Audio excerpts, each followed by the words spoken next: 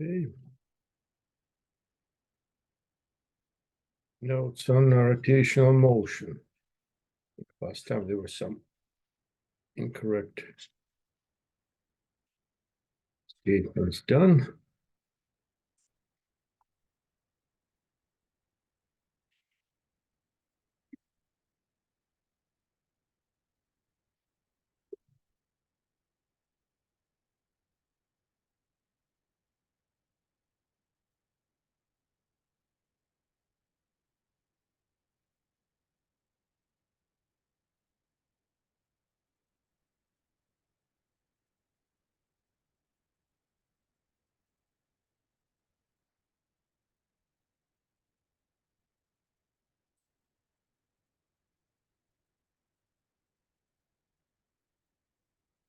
This is inertial frame.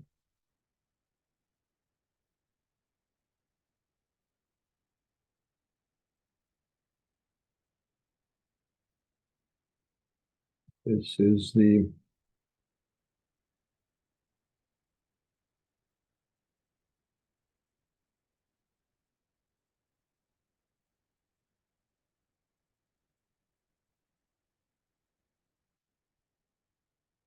rotating frame.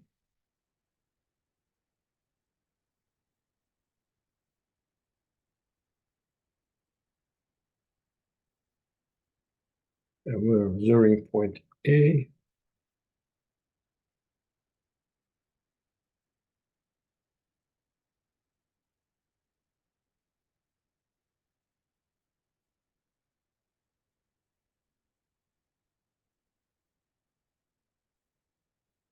R of A equals to R of B plus R of A relative to B.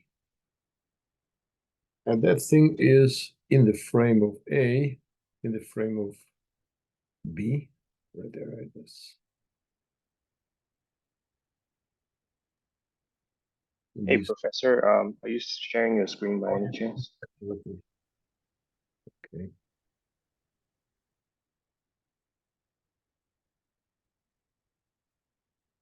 Sorry. Okay.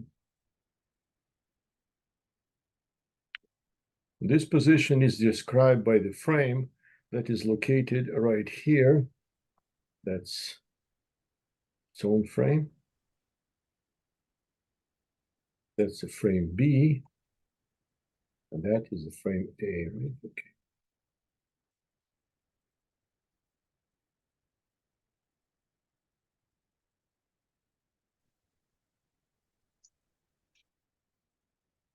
Then we take the time derivative of this, and we will get,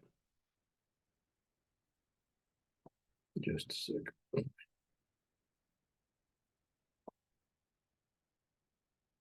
Get dA, that's as described in stationary reference frame, equals to VB, again described in inertial reference frame, plus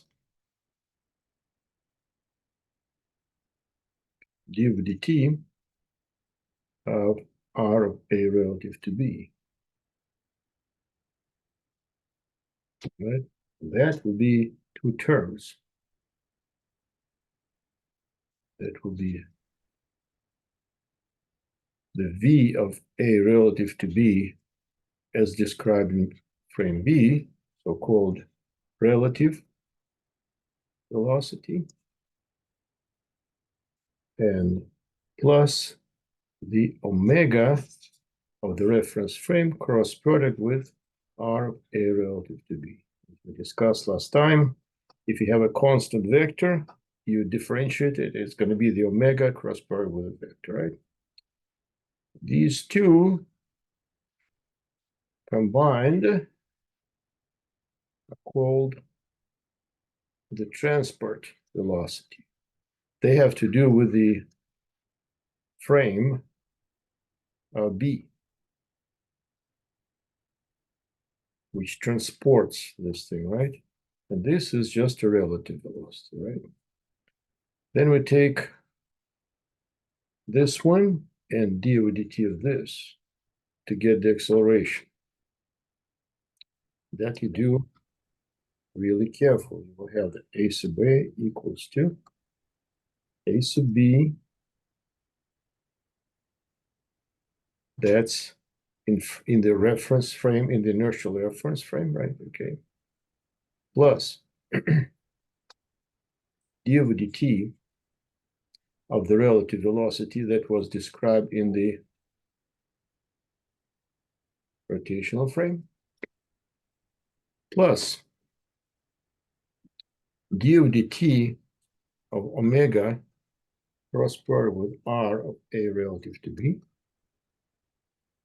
plus omega cross product with r of a with d over dt of r of a relative to b, and that is in the frame B.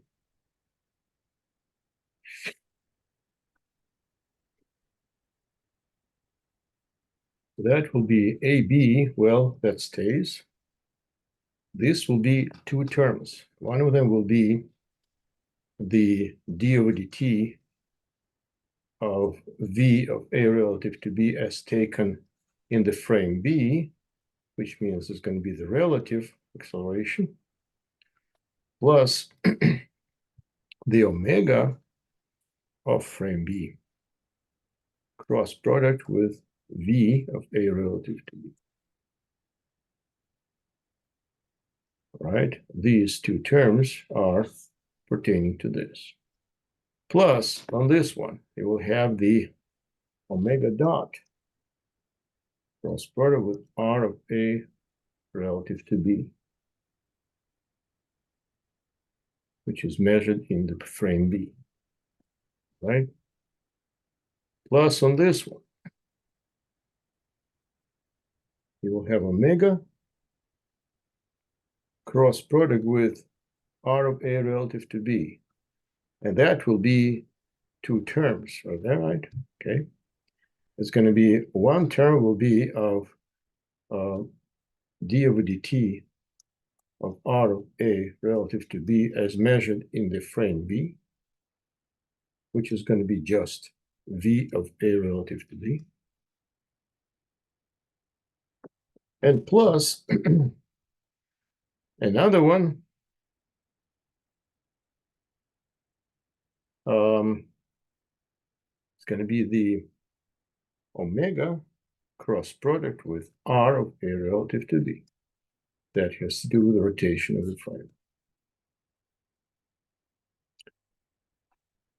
Performing the operations, we get a b plus the acceleration of a relative to b as observed in B. That's a relative acceleration.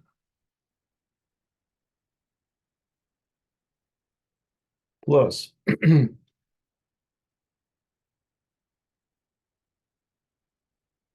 will see here you have the omega cross product with v over a relative to b, and here there is another term that's exactly like this. It's going to be 2 omega cross product with v of a relative to b.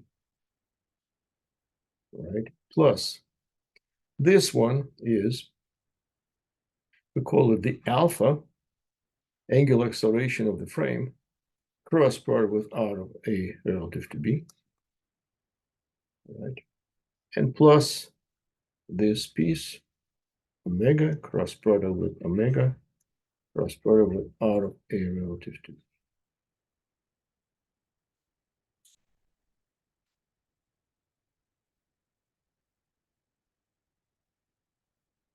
This part of acceleration is called the Coriolis acceleration.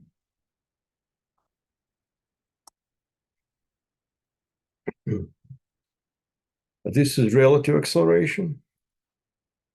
These three terms, this one, and this one, and this one, when combined, these three are called the transport acceleration. So the total acceleration consists of the transport acceleration the relative acceleration and the Coriolis acceleration, right? That's acceleration of a point A that is observed from another from rotating frame. Sometimes it's useful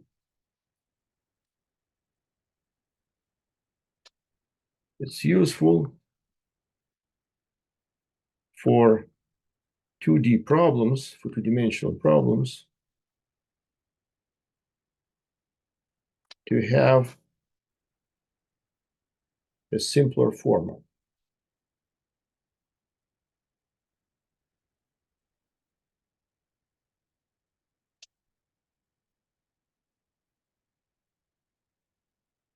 To get this simpler format, I will use the calculus as well as the other portion, right? Instead of writing AI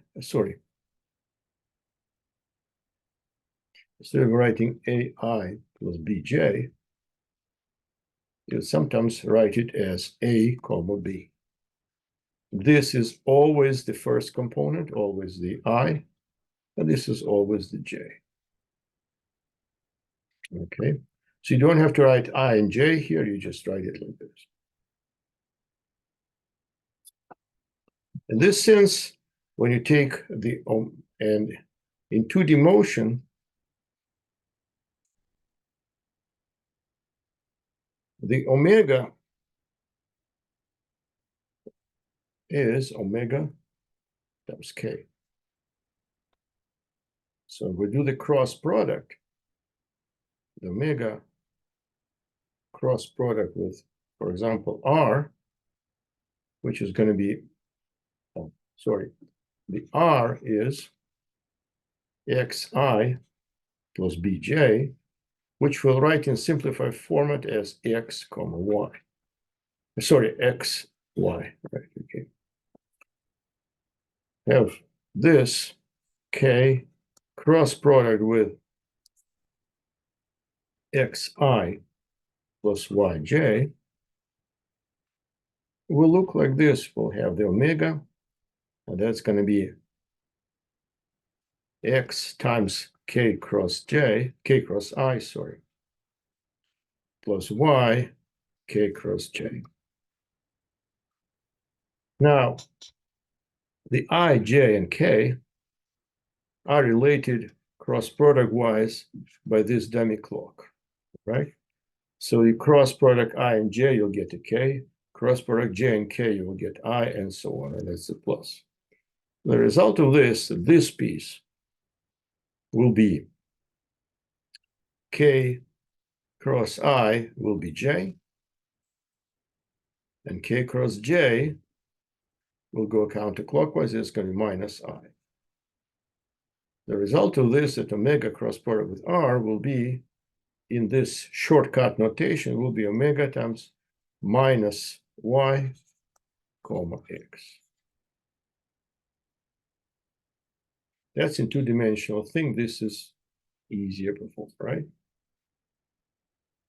If you want to have a double cross product that we had there, omega cross product with R, that will be omega k cross product with, and this piece, we already know what it is. It's going to be the omega minus y, comma x.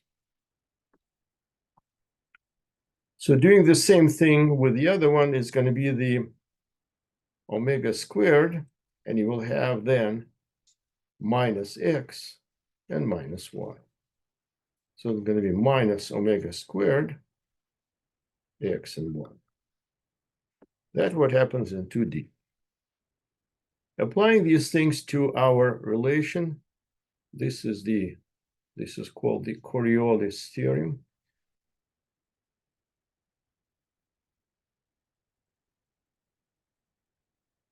Let's make it in red so we know this is a general 3D case, which always is correct. Okay, for 2D case, we can have a simple relation, right? For 2D case, we'll have that AX, AAY. That's the A sub A equals to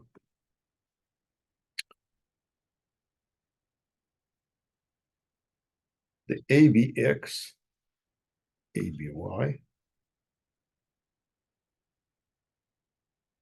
That's AB plus the relative acceleration plus AB relative to AX, AB relative to, sorry, it's not B relative to A, it's A relative to B, I'm sorry. Need to write it down, A relative to B, right, sorry. Let me correct this thing.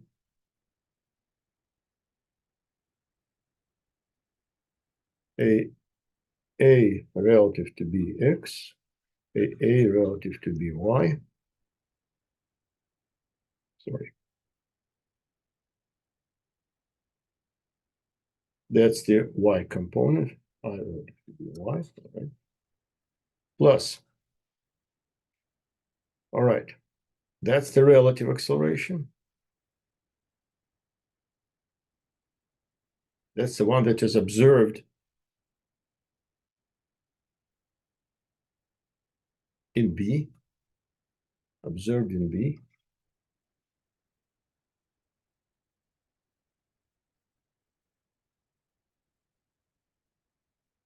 And the next piece is 2 Coriolis, 2 omega of the frame cross V of A relative to B. Again, we apply this shortcut notation. It's going to be 2 omega of the frame. And that's going to be V, which is minus V A relative to B, Y.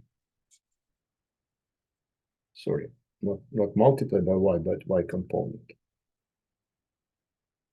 V A relative to B, X.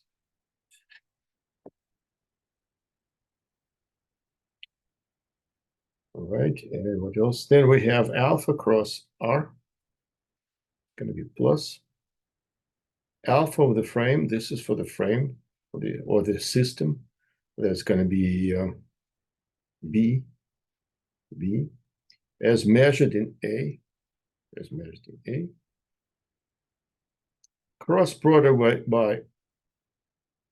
cross product with R of A relative to B. And there's going to be minus Y of A relative to B, comma X of A relative to B. And plus the last term, I'll put a minus in front because it's going to be the minus. It's going to be minus omega of the omega, which we'll put it as minus omega squared. That should have been omega here. Let's just put it here. Yeah, that's omega, right? Minus omega squared times again the relative vector, the R of A relative to B, observed vector, which is going to be X of A relative to B, Y of A relative to B, as observed in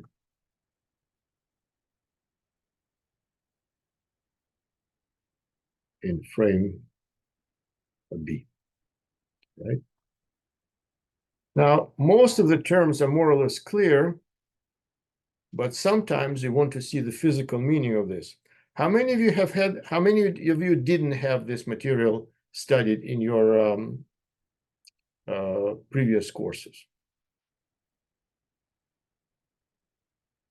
Because I know in regular vector dynamics, they don't study this. They study only in the intermediate ones. How many of you didn't have that?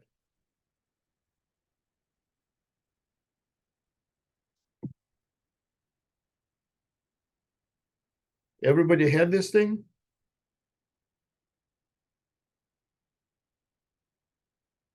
I did, but I took intermediate. Okay. But how many of you didn't take the intermediate, didn't study that? I didn't study that also. All right, good. Anybody else? Because I know there is probably majority didn't study this, but I may be wrong. Okay. Now, a very easy illustration of what's the Coriolis acceleration is. Oh, let's see. Physical illustration of Coriolis force, of Coriolis acceleration.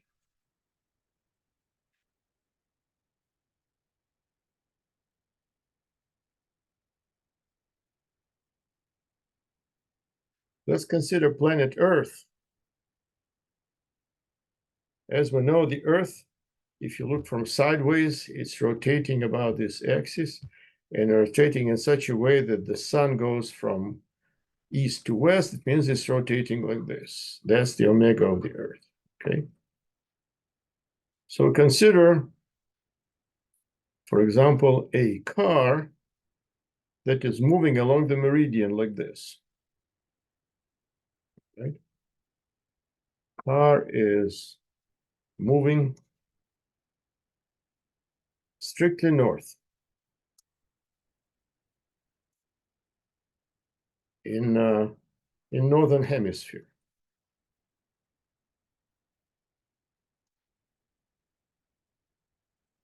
And we assume that it's moving with a constant velocity. So the question is, with constant velocity, say with velocity equals to 60 miles an hour, right? Okay. Does it have an acceleration?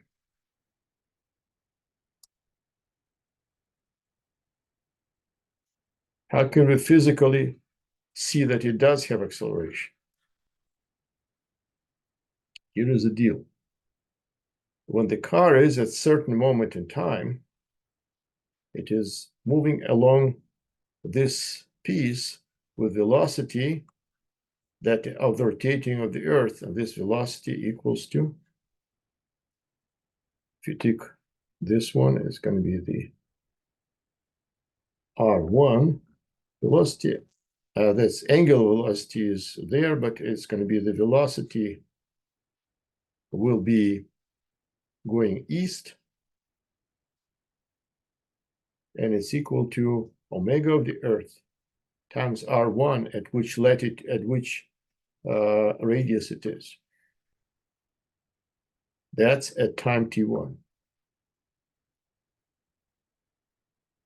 At t1 plus delta t, the car will be in this position. And you'll have the radius 2. So velocity east will be omega e times R2, which is going to be omega east times R1 minus R2. That's delta R. So the result will be omega e times R1 minus omega e times delta R. You take the omega 1 times delta R and divide it by delta t, and that will be the acceleration with a minus acceleration. Which way will it accelerate? Since its velocity east is getting smaller, it's going to be acceleration due west. So the car will be accelerating west because of the rotational motion of the Earth. And that's the one that is Coriolis acceleration. We can figure out exactly, and the exact will be acceleration Coriolis will be equal to 2 omega of the Earth, and the omega of the Earth is, let's call it omega Earth times k, cross product with the v, and the v, if you look sideways, that's the velocity of the car, okay? So if this is the k, all right, and this is the, for example, the I, all right, cross product with V relative. V relative will be, it's going to be 2 omega Earth K cross product with, let's call it the V north times K. That's this component. Minus a V toward the center of the Earth. Let's call it the Vx times I. Now the K cross K is 0. The result, the acceleration will be 2 omega Earth K cross I j k. K cross I will be j. 2 omega Earth minus Vx times j. And the j will be on the front view if this is the I and we want the j will be going this way. So we have minus j, therefore the acceleration will be this. That's the A Coriolis. And that's the one that we obtained. That's going to be due west. Does it make any sense now?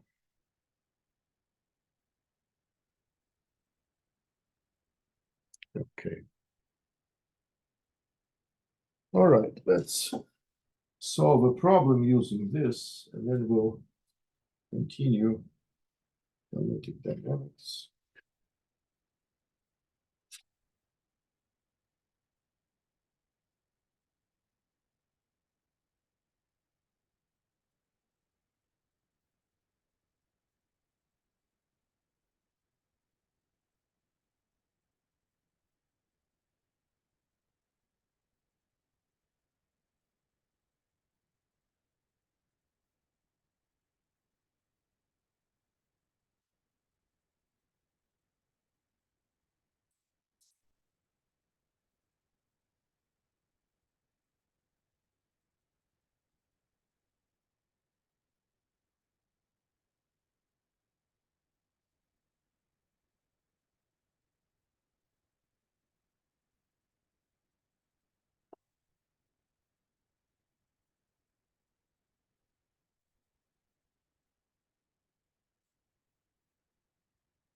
Are you guys done with this page? Can I go to the next page?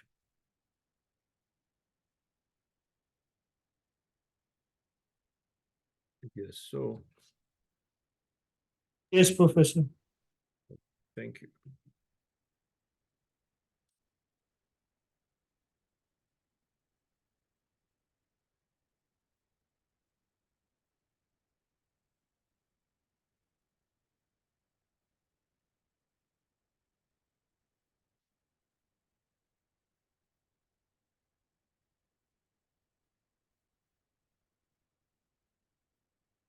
Example in 2D.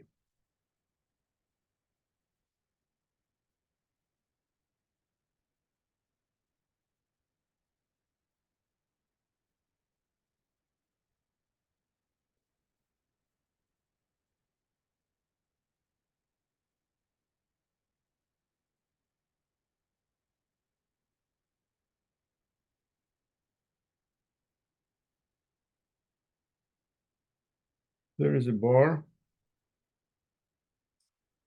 B currently at the angle of 70 degrees. And this is D. There's a slider onto it. Slider. And that's called P.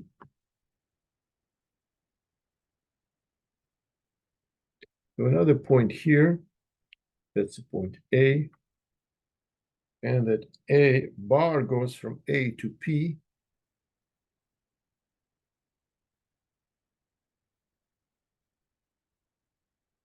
Oh, let me redraw it a little bit better.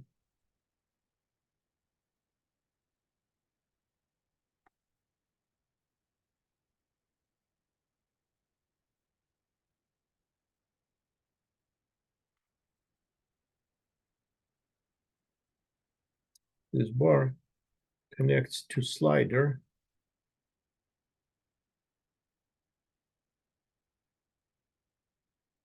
not to bar BD. This angle is 25 degrees. This distance is 200 millimeters.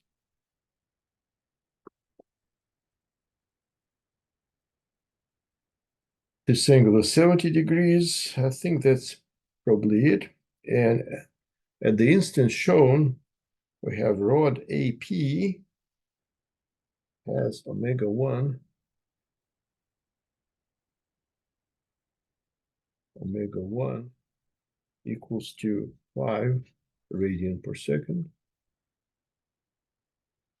At alpha 1, again, that's acceleration, alpha 1 equals to minus 2 radian per second squared at the moment.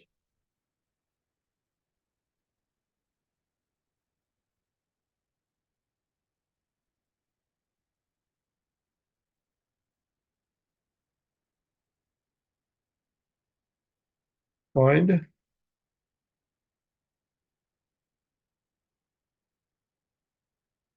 using what we just discussed, velocity of P relative to the bar BD.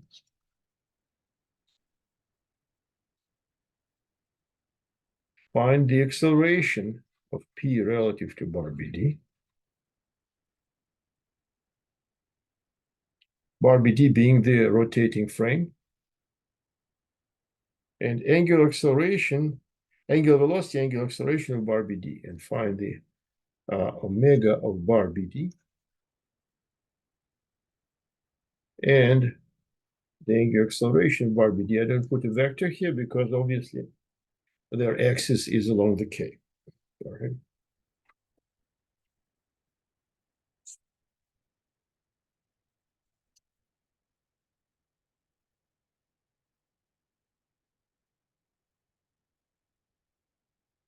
I'll just give to you the approach that I find more efficient, because you can find different reference frames. So I will choose the reference frame to be like this.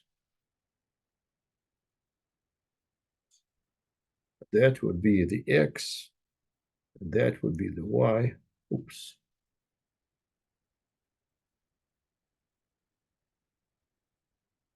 That's the Y. Okay.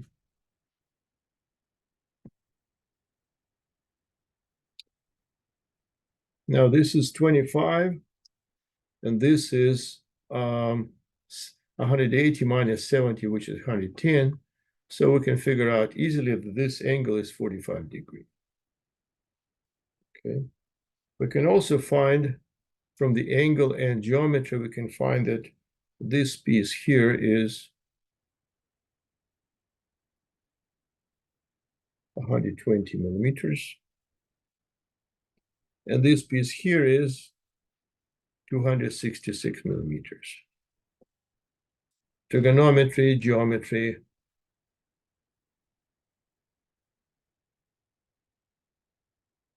All right, you guys know that, right? Okay, so now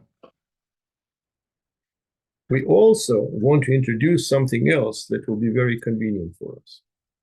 We'll introduce a point P1. P1, the point P1 is on BD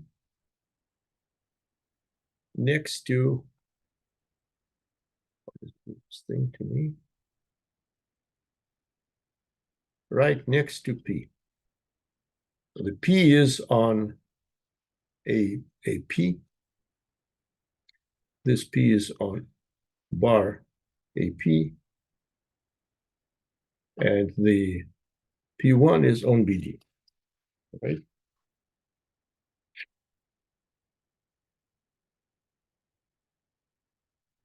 So we'll write down that V sub P, velocity of P, that's on the bar BD. equals to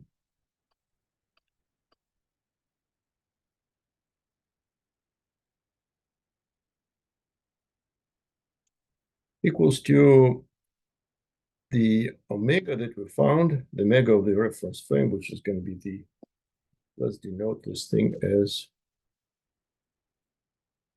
okay, it's denoted by omega 1, right? It's going to be the omega 1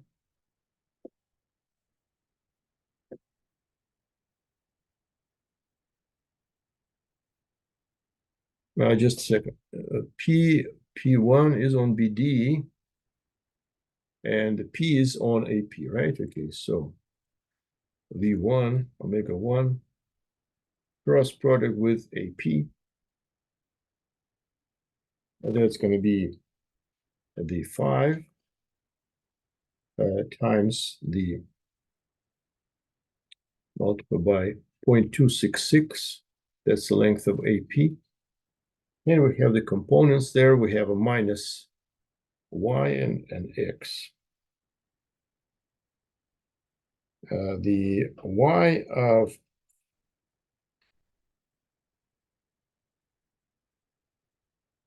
AP, if you look at it carefully, right? Okay.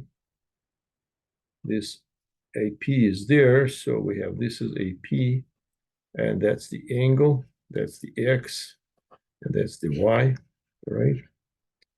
And the angle between them is 45 degrees.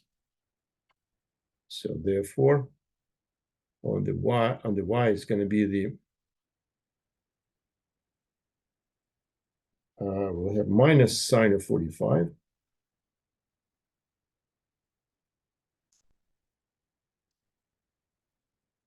And cos of 45. So 0.266 times sine of 45 will be the y component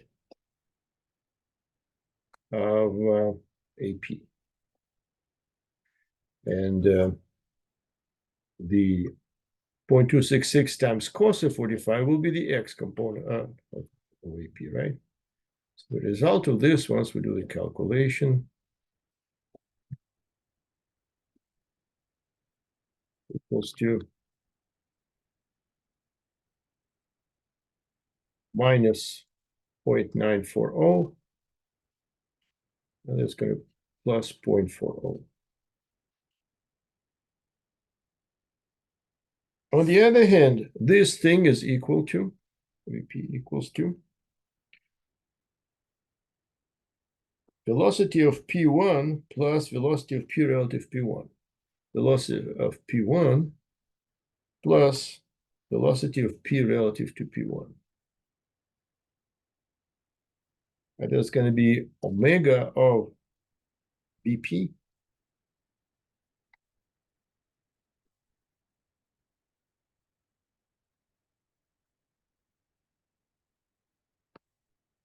omega of BP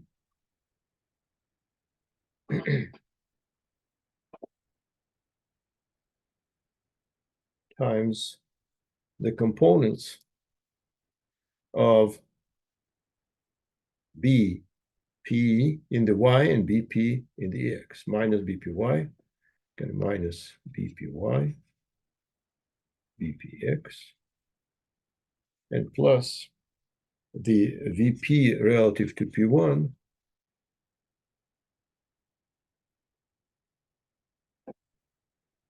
and VP relative to P1 is in the direction of the BP or BD, right? Okay. So that's going to be in the x direction. So that unit vector is 1 and 0.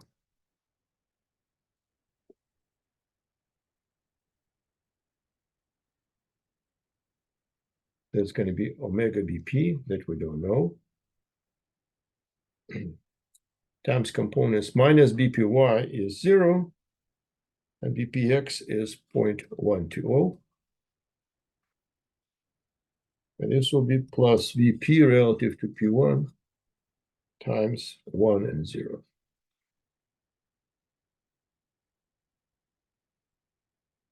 So that will be, if you combine these two pieces, it will be the point, it's going to be, pardon me, Vp relative to P1, comma, 0.120 omega Vp. And that is equal to this thing. So from here, the Vp relative to P1 equals to minus 0.940, and the omega Vp equals to 0.940 divided by 940 divided by 0.120. Just a second, let me correct. 0.940 divided by 0.120. That's going to be a 7.83 radian per second. And this is, I believe, this is a millimeters per second. That's going to be meter per second, right? Okay, that was velocity analysis. We found everything we need to know from velocity analysis. Now we'll have the acceleration analysis.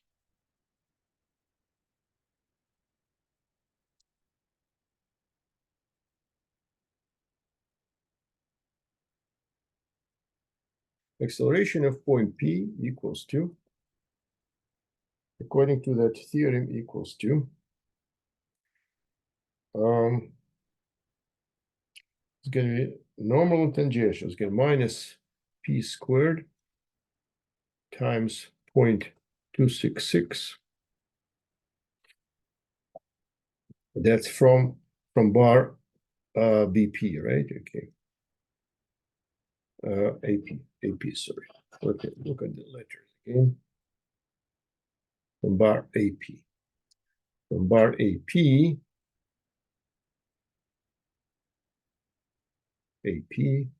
to be, this is one component, and there's going to be cos of 45, sine of 45. Okay. That's a normal acceleration of point P on the bar AP. And we have the tangential will be plus the minus 2, that's the alpha, times minus sine 45, cos 45, right? Okay, that's the tangential acceleration. Again, from bar AP.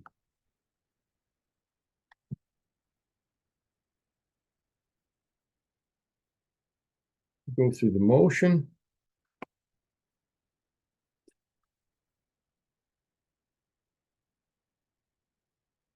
And that will be equal to minus 4.326 and minus 5.078.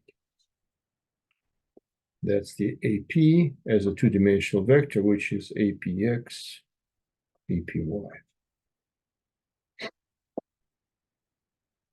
But using Coriolis theorem by a relative acceleration Coriolis theorem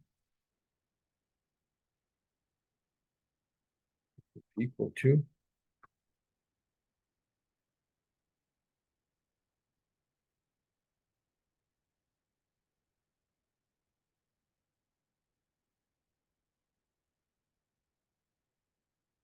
acceleration of P1 normal, which is going to be minus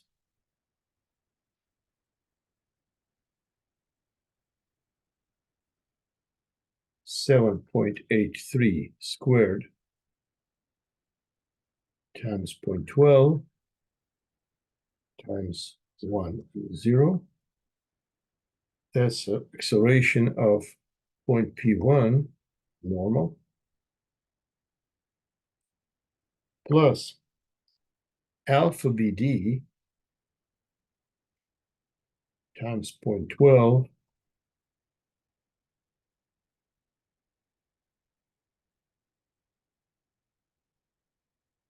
times 0, comma 1.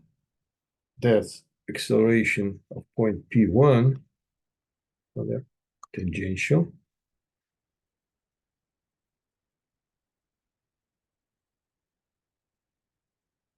That's not all. Plus acceleration of P relative to P1. That's acceleration of the pin relative to that fictitious point P1. That will be, of course, in the direction of the bar, BD. So that will be multiplied by 1 and 0. And plus the Coriolis term. The Coriolis term will be 2 times the omega BP, which is 7.83.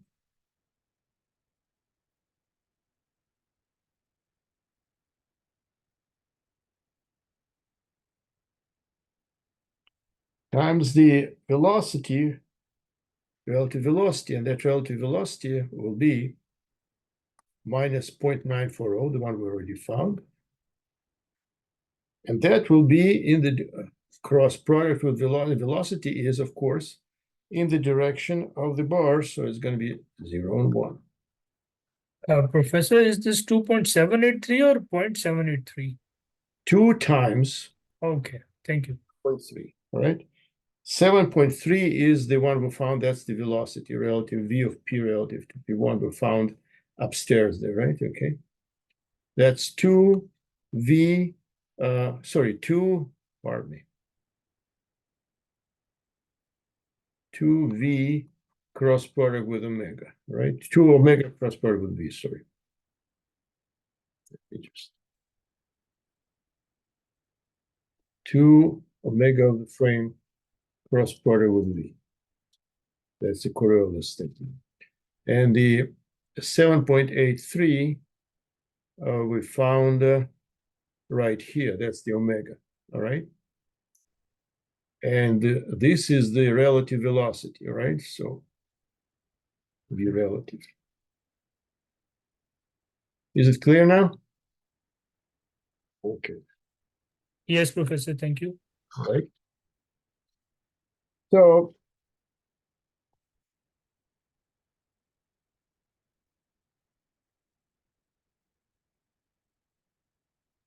we have this one, this whole enchilada has to be equal to this, all right? So we'll write down these two equations and we'll have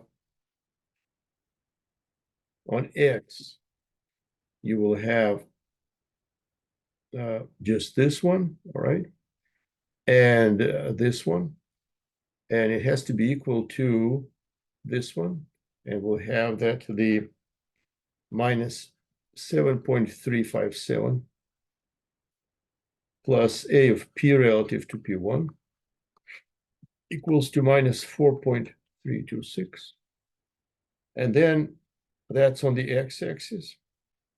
And on the y-axis, we will have minus 14.72 plus 0.12, pardon me, 0.12 times alpha BD that we had right here, right? That's the y component, equals to minus 5.07. We're solving this system, each of them separate. It will have that acceleration of P relative to P1 equals to 3.03 meter per second squared. And the alpha BP equals to 80.4 radian per second squared. Now that's an example of using Coriolis for two-dimensional mechanical problems, right? What I skipped here is the trigonometry. I figure that you guys can figure out the trigonometry of the triangle. And if you're interested, I can look it up. What else is there? So that's Coriolis, right? Okay.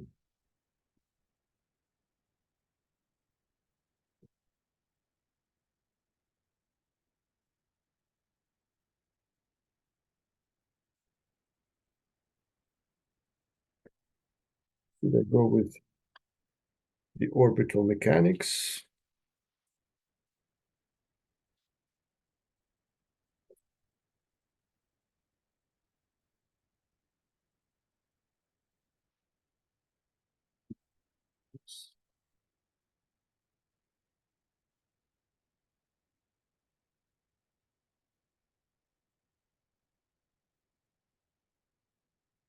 They have some problems in this first batch that relates to orbital mechanics. How many of you didn't have this orbital mechanics in your vector dynamics class? The ellipses, the planetary motion. I think it was discussed briefly. Discuss briefly. All right, okay. Maybe I should let it out. Let's let it skip. Let me just derive the equations and we'll have that thing here.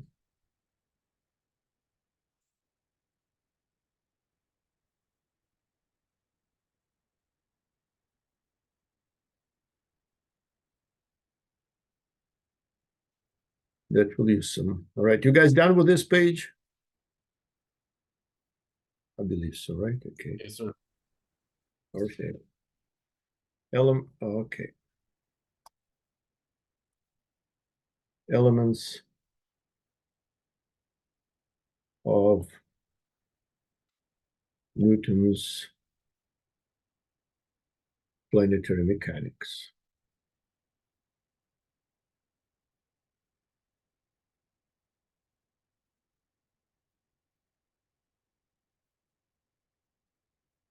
Here we consider a planet to be like a particle, and this is a source of gravity. That's the O, source of gravity. And we assume it's stationary, well, at least relative to the motion there. Okay. Now this is mass M. This is mass M.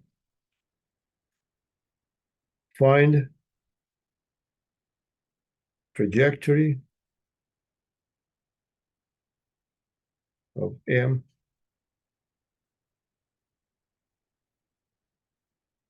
and find the period if it's periodic.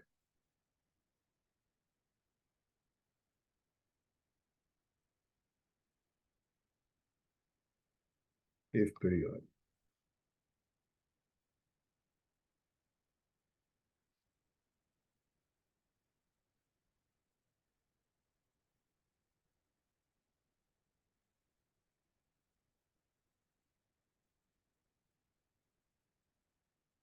F gravitational equals to GM M over R squared. R is a distance. Some of the moments about O, I guess, equals to 0, because the direction of the gravitational force is this way. So that's going to be the FG. So its moment about origin is 0.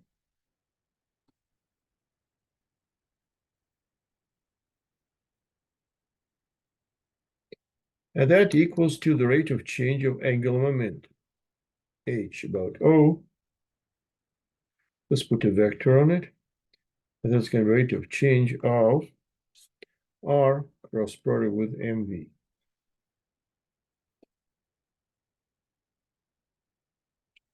Therefore, the R cross product with MV is a constant.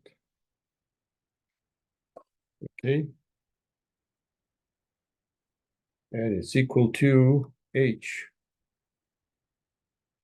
Now the R and V remain in the plane perpendicular to H.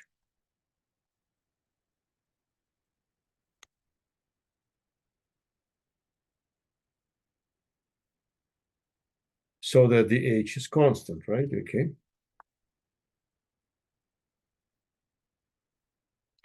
So therefore, trajectory stays in that plane. Trajectory stays in plane perpendicular to that constant vector h. Okay. So then we write down the eighth of r in polar coordinates. Since it's in plane, we can have the polar coordinate. AR equals to r double dot minus r theta dot squared. And a theta equals to r theta double dot plus 2r dot theta dot. And that equals to 0 because that's equals to sum of the force in the tangential direction and force in the radial direction. Okay. And this agrees with the fact that dO dt of m r squared theta dot equals to 0. If you expand this, you'll get r theta double dot plus 2. You will have 2 of those, right? Okay. Let's expand this thing so you can see it, right? It's going to be 2r times theta dot. All right, 2r times r dot theta dot plus the r squared theta double dot. All right. If you factor the r, which is you will have that 2r dot theta dot plus r squared theta double dot, right?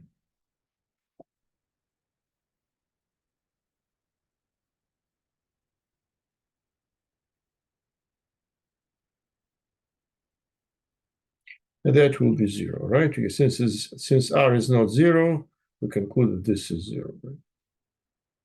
That's dO dt 1 over m, of course. Make a picture. This is r.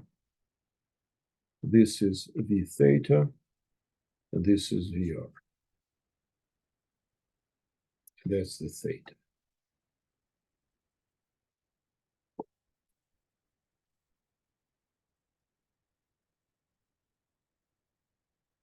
So we have this one, that this one is equal to 0. Okay.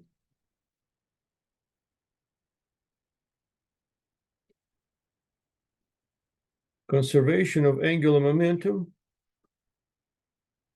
leads to the following.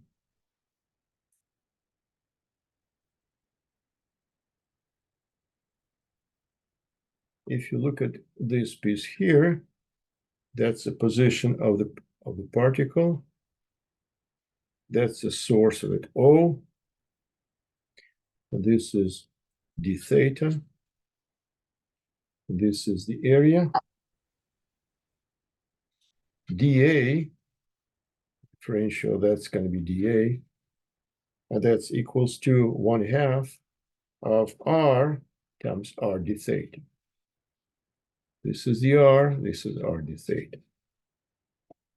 And that is going to be 1/2 of r squared d theta. And if you take per time, dA over dt, you will have the 1/2 of r squared times theta dot, and that's equals to constant, as we just discussed. Therefore, the area swept per unit time by the planet is constant. And that's Kepler's law, one of Kepler's law.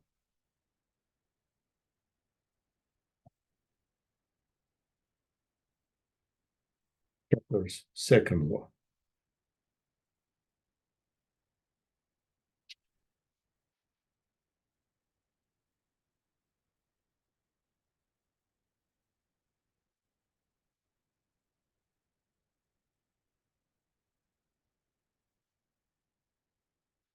Now we'll go to the equation of trajectory. So we have that the mass times A radial equals to F gravitational, which is minus GMM over R squared. That means R double dot minus R theta dot squared. If you divide by M, equals to minus GM naught over R squared. And we call it as minus, yes, sir? Constant over R squared. So we need to solve this equation, where we need to solve it for R as a function of theta.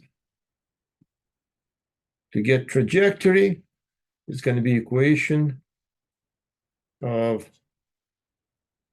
R as R of theta. That's what we're trying to find.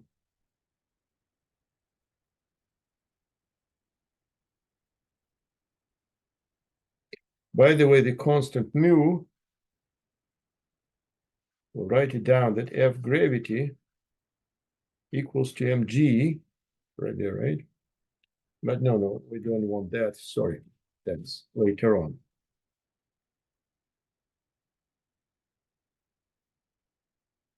Okay.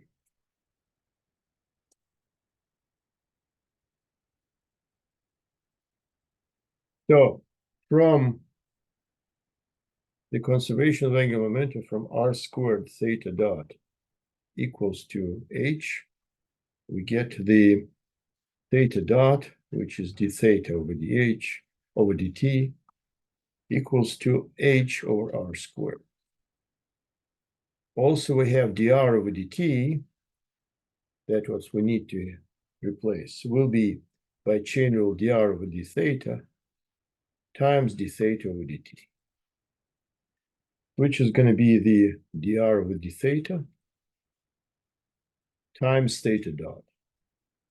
And there's going to be dr over d theta times H over R squared.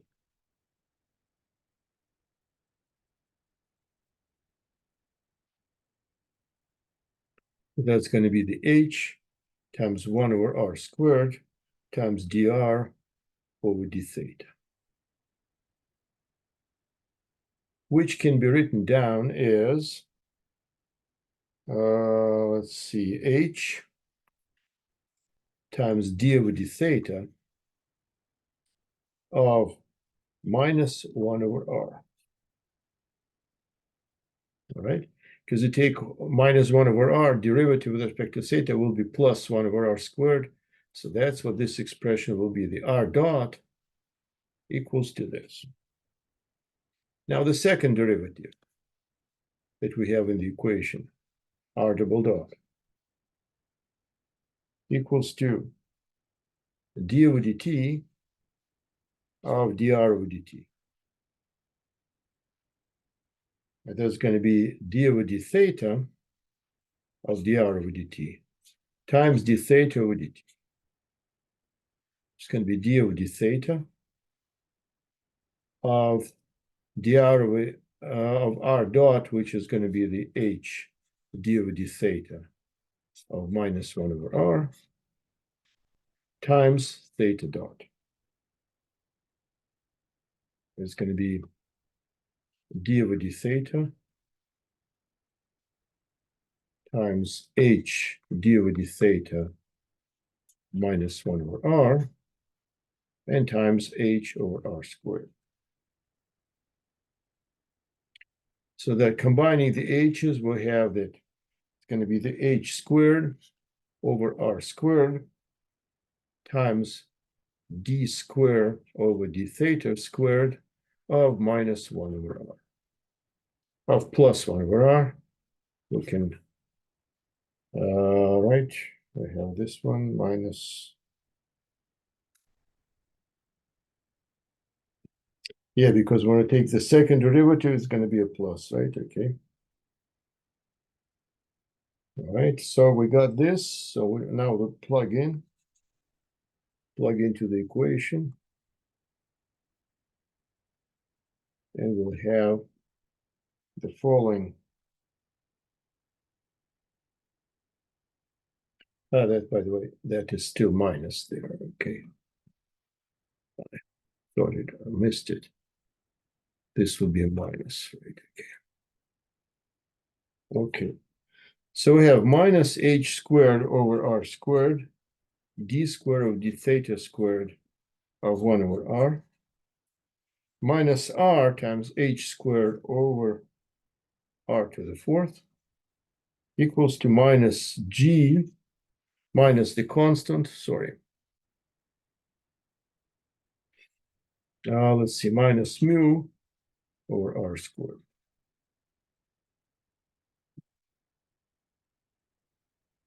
Almost there.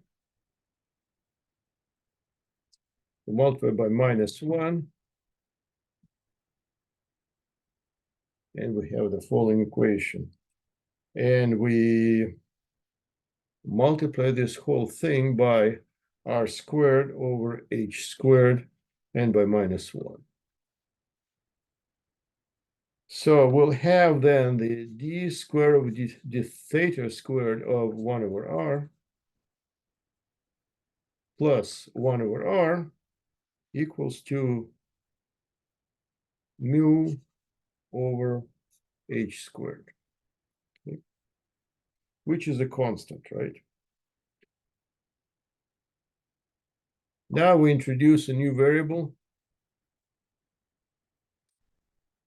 Let u be 1 over r, and we have that d squared over d theta squared of u plus u equals to the constant p, which is this guy. From here, you find that u equals to a cos theta plus b sine theta and plus p.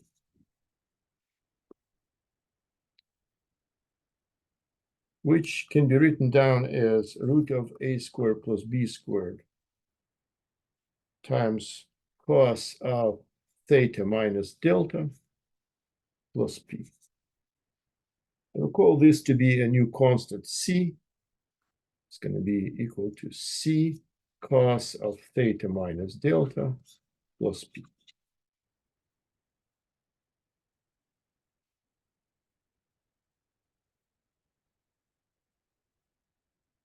Now we note that 1 over r,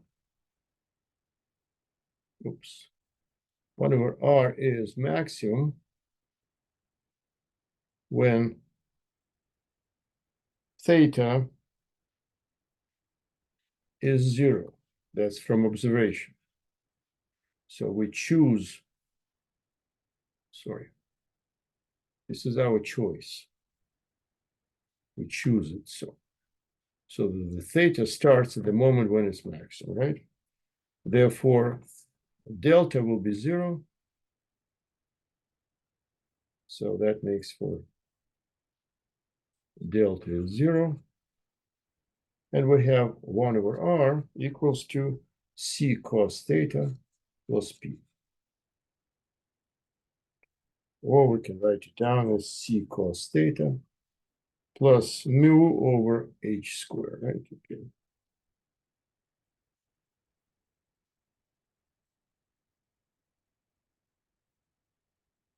This is equation of a conic section. And I will show it to you in a minute. That's equation of a conic section, which means parabola, hyperbola, or ellipse conic section. And I will prove it in a minute. Just remind you of that.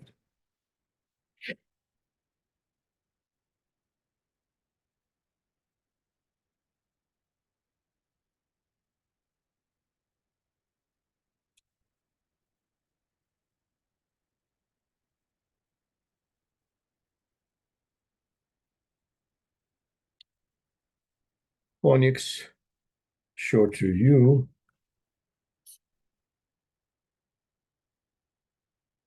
Ellipse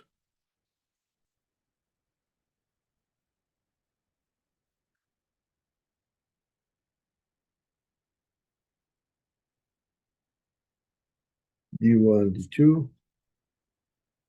That's ellipse.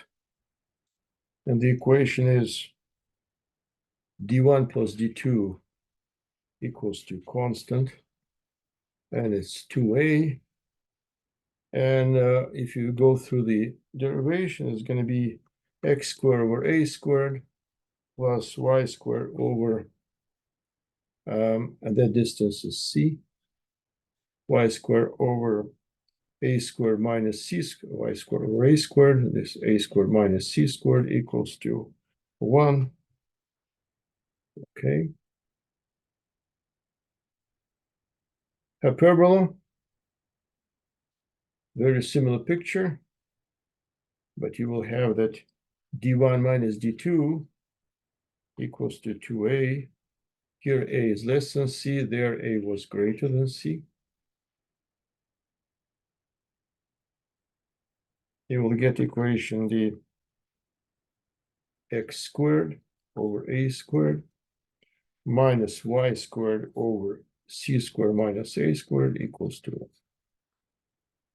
That's hyperbola. Looks like this.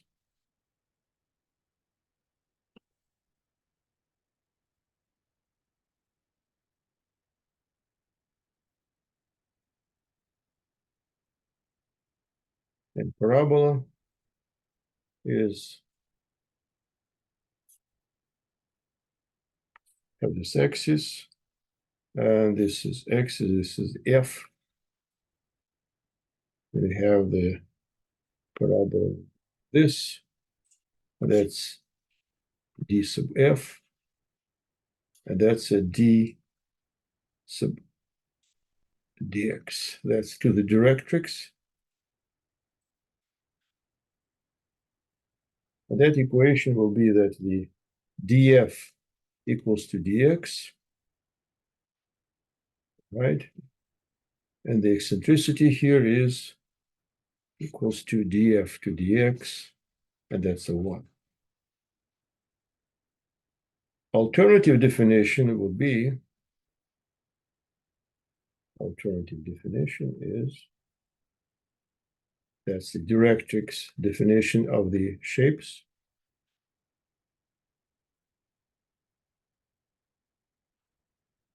For ellipse, or generally, not just for ellipse, they will have for all of them. That's d focal to d directrix equals to a constant epsilon e.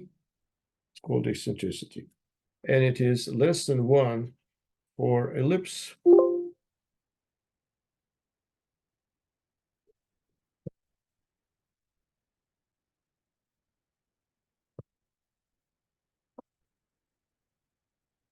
Less than 1 for ellipse, and greater than 1 for hyperbola.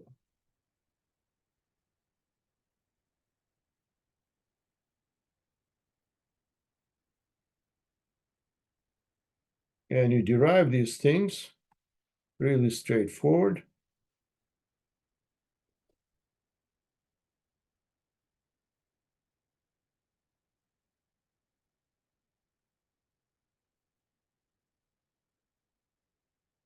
You will have that r is to d minus r cos theta equals to e.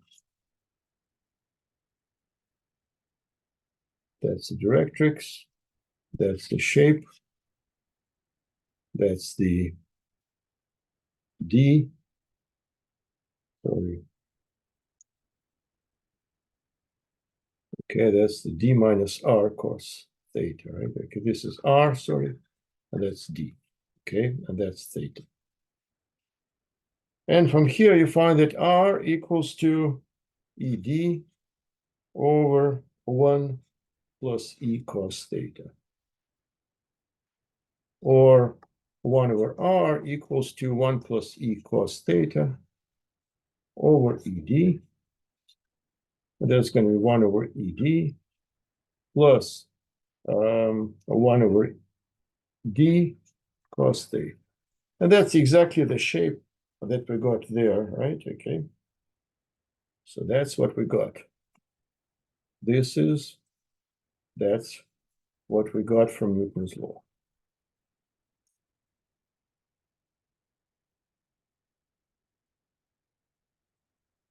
And the details we don't need, but that's what it is, right? Okay. All right, we kind of finished the review. That's probably good enough. Next time we'll go already to something more analytical. All right. Have a nice day. Have a nice day, Professor. You too, Professor. Thank you. You're welcome.